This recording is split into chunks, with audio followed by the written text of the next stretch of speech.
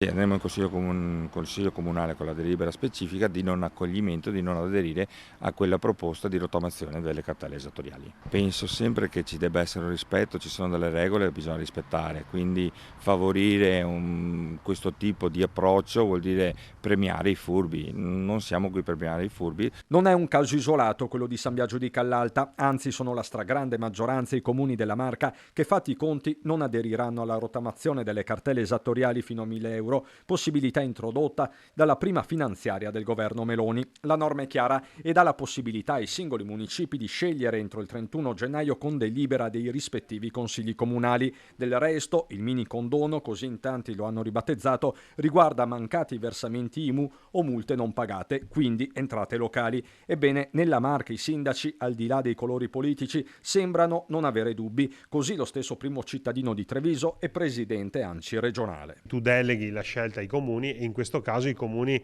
la stragrande maggioranza, penso quasi la totalità dei comuni veneti, hanno deciso di non aderire alla rottamazione proprio per una questione di uniformità di trattamento. Però io apprezzo la volontà e l'iniziativa del governo che in questo caso ha delegato i comuni, poi i comuni liberamente hanno fatto delle scelte in base alle possibilità di bilancio e anche a un'opportunità politica. Politica a parte, la rottamazione riguarderebbe le cartelle esattoriali maturate tra il 2000 e il 2015, non solo. Il capitale rimane e vengono annullate le sanzioni di interessi. Per quanto riguarda invece le violazioni del codice della strada, dove la sanzione è sostanzialmente il capitale, lì vengono annullati solo gli interessi.